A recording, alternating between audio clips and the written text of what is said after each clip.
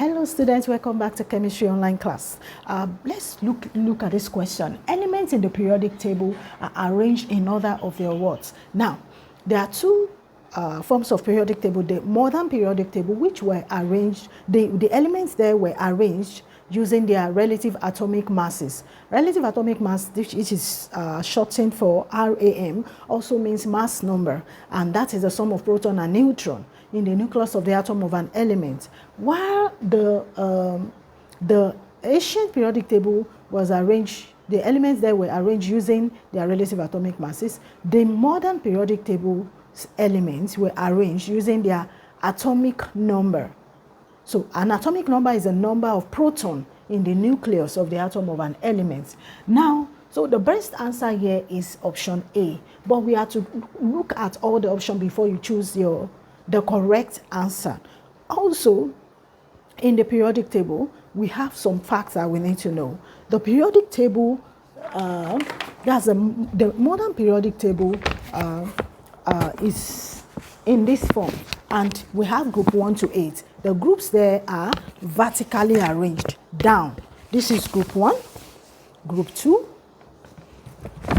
we have group 3, group 4, group 5, group 6, group 7, group 8. Vertical arrangement of elements in the periodic table is in group, while the horizontal arrangement is in period. Elements are arranged in the groups using their valence electron. Now, in the periodic table, just like I said, we have group 1 to 8, and the groups are vertically arranged. These are the group 3, 4, 5, 6, 7, 8. But the periods are arranged horizontally. Hydrogen and helium are members of period 1. Now, this line are the members of period 2. Lithium, beryllium, boron, carbon, nitrogen, oxygen, fluorine, neon. Then period 3, sodium, magnesium, aluminum, silicon, phosphorus, sulfur, chlorine, argon, like that. Now, what are the criteria for classifying elements into groups? For groups, we use their valence electron. Valence electron is the electron at the outermost shell. Now, from sodium, for instance, which has atomic number of 11, to get the valence electron, we have 2 on the first shell, 8 on the second shell, and 1 on the last shell. This last shell is supposed to take 3, but because it has 1 valence electron, it means it's a member of group 1. So all elements with 1 valence electron, they are all in group 1. Example, hydrogen, lithium, sodium, potassium, and all the members of group 2, they have 2 valence electron. If you use the atomic number, you can derive them. And then that is why we use the periodic law to get the chemical properties of elements using the atomic number. And the periodic law states that the properties, that is chemical and physical properties of elements, are a function or the periodic function of their atomic number. That is what the periodic law states. And so the members of period 1, they all have 1 shell, because the criteria for classifying elements into shell is what? Using into period is using their number of shells. So this hydrogen has atomic number of 1, and so the electrons falls in group 1. And then for helium, it has 2 electrons, and they are also in period 1, which is shell 1 shell. Now, for instance, lithium, which is number 3, if you have to draw lithium, you have 2 on the first shell, and the next shell takes the next one, which means that lithium is in period 2 because it has 2 shells. And so with that, we can draft the periodic table and also get the members of each groups and period. Briefly, let's look at the atomic, the family names of these different elements in the periodic table. For group 1 elements are called alkali metals. Naturally, alkalis are bases, but they are soluble bases. The examples of these strong alkalis I'm talking about is sodium hydroxide, that is NaOH, and KOH, which is potassium hydroxide, while calcium hydroxide is a weak alkali. Now back to group 1. Group 1 the elements are called alkali metals. They are actually metals except hydrogen. Hydrogen is conveniently placed in group 1 because it has 1 valence electron. But looking at other factors, it's a gas, so it's part of the electropositive element. And one thing about this group 1, they lose electron easily, because looking at sodium, for instance, sodium on the top, the valence electron on the third shell needs 1 more to make a complete 8, but it cannot gain 7. It needs 7 more rather.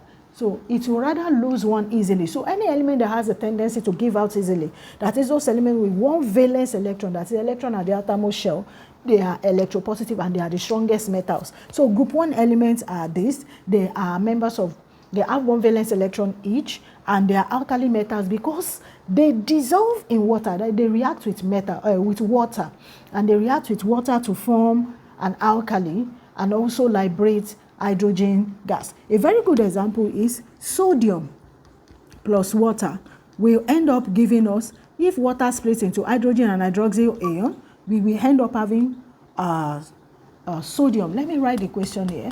Sodium reacting with cold water will give sodium hydroxide and hydrogen gas. Why? Because the sodium here, sodium ion, it gives out 1 electron, and water splits into hydrogen ion, hydroxyl ion. So sodium ion and hydroxyl ion merge together.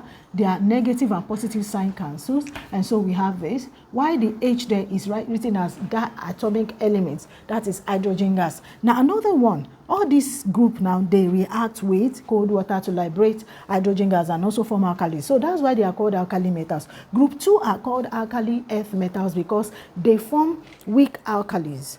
They also form alkalis, and they are also metals because they have the tendency to lose the electron, which is electropositivity. The ability to lose electron is electropositivity, and this is common to most metals. Elements that becomes metals, they become electropositive when they lose the electron. So they are electron donor. So, but they don't lose easily because they have 2 valence electrons. Look at beryllium, for instance, number 4. Atomic number of 4. If you draw it, you have the first shell taking 2. The next shell takes the next 2.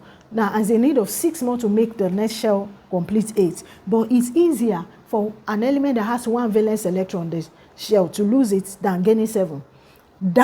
Or compared to another element that needs 6 more than losing 2. So, those that have 2 valence electrons, they don't lose easily. So that's why they are weak alkalis. They are weak metals rather. They are not as strong as group 1. Group 1 is the most metallic. And the most metallic out of this element too is potassium. Now, so group 1 are out, they react with water to form alkali. Group 2, they also react with water to form weak alkalis, and they are known as alkali earth metals. Group 3 are called just metals. They are just metals. Reason because their metallic property is reducing as we move from one group to another. Though as we are moving from one group, which is vertically arranged, to another, we are also covering periods. So we can say that as we move from one group to another, group 1, group 2, group 3, we will be moving from periods to periods as well. So in that case, you can say that the metallic property is reducing. So members of group 3 are weakly electropositive. They are weak metals. So they also react with water, and in this case, they form an amphoteric oxide. A very good example is aluminium, and they form amphoteric oxides. So they are not strong metals, and their electropositivity, ability to lose electron, reduces. So, and that also reminds me of the ionization energy. This is a term used for energy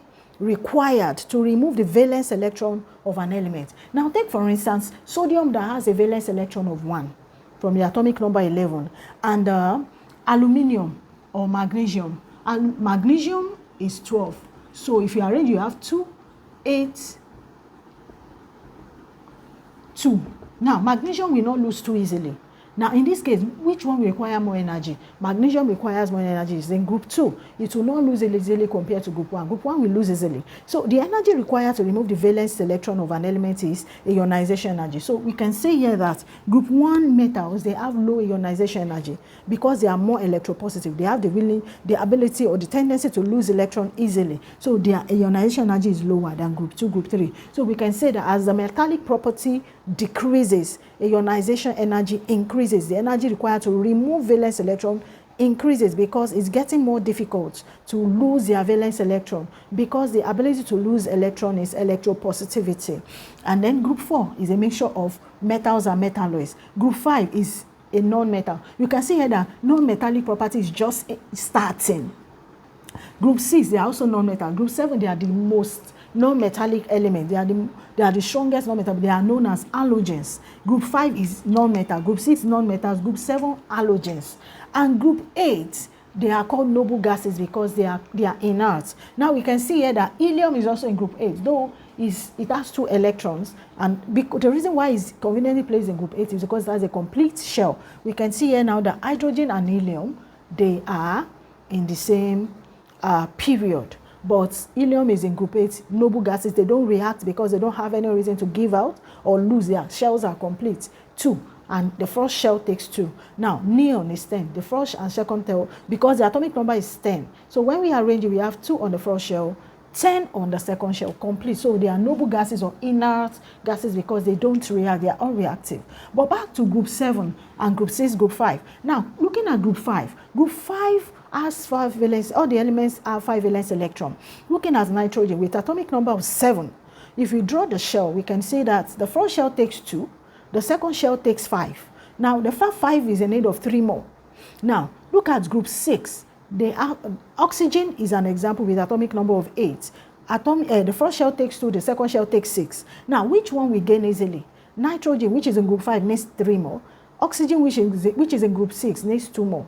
Then fluorine, which is in group 7, atomic number is 9. 2 and 7 is needs 1 more. Which one we gain easily? Fluorine we gain easily because it's easier to gain. Now in that case, the ability or the tendency to attract electron, to gain electron, is electronegativity. And so when elements gain electron, they become negative, electronegative. That's the one property of non-metals. So we can say that the non-metallic property is increasing. So the group 7 is the most metallic. So across the period, non-metallic property or electronegativity increases, and across the period, electropositivity decreases. Now, the most non-metallic out of group 7, which are called halogens, is still fluorine. This is the most reactive. While the most reactive in group 1 is potassium. Now, let's quickly classify elements into blocks.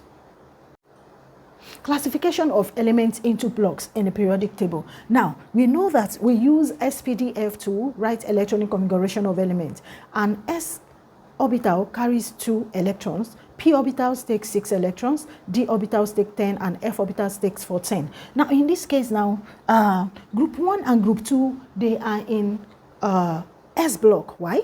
Because they have 1 valence electron and 2 valence electron respectively. That is, electron at the outermost shell is, for group 1 is 1, for group 2 2. If you use the atomic number to arrange them, sodium has 11, potassium has 19, 2 on the first shell, 8 on the second shell, 8 on the third shell, and the last shell takes 1, making it 11. So they are group 1. This is group 2. They have 1 and 2 valence electrons respectively, and so because S contains a maximum of 2 electrons in the orbitals, so we can say that these group 1 and group 2, they are S block elements. S block elements.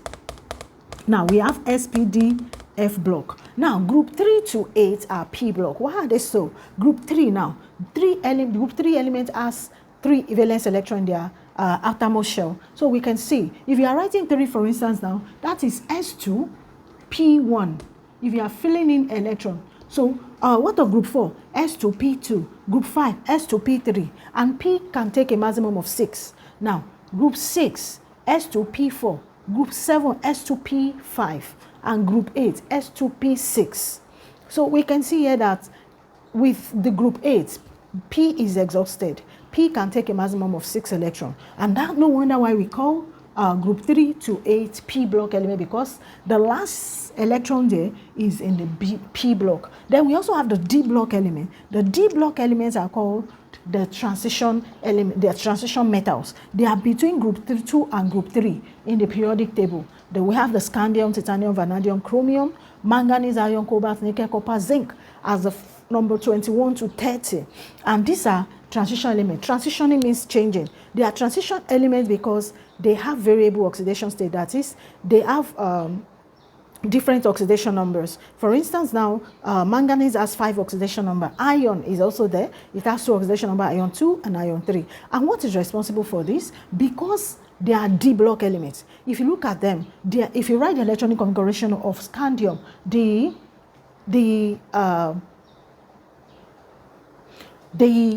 valence electron of D block element falls, the valence electron of this element, transition metal, scandium, for instance, if you write the electronic configuration, you see that the D on it falls. Like scandium now, scandium is 21. So we have 1s2, 2s2, 2p6, 3s2, 3p6, 4s2, 3d1. If you continue like that to write for 22, 23 like that, you will see that their valence electrons falls on the D block, and D can take a maximum or accommodate a maximum of 10 electrons. So in that case, because the first element there, D, has just 1 electron, which is scandium, and we have spaces for 9 more. So this valence electron, because of the lot of space in their D block, they tend to jump from one energy level to another, and that is responsible for their transitioning in properties. They change their properties. They can be used as for instance, now they can be used as catalyst. They also have colors. They form colored ions. Their ions are colored. Like ion 2 is green, ion 3 is reddish brown. So that is as a result of the fact that they are in the D block, which has a lot of spaces in their orbitals. And then the last one is the F block. The F block elements, they are called the inner transition metals, which are the lanthanum and the actinum. The lanthanide series and the actinide series, which are named after lanthanum as an element and the actinum as an element. These are the F block elements. And so from there, we can watch out for my video, which is on trends in the periodic table. I wish you all the best in your exam. Don't forget to like, subscribe from my YouTube channel, and follow me on Facebook, Olabisi Olawoye, also on YouTube, Olabisi Olawoye. Subscribe, share my videos, like my video. Thank you.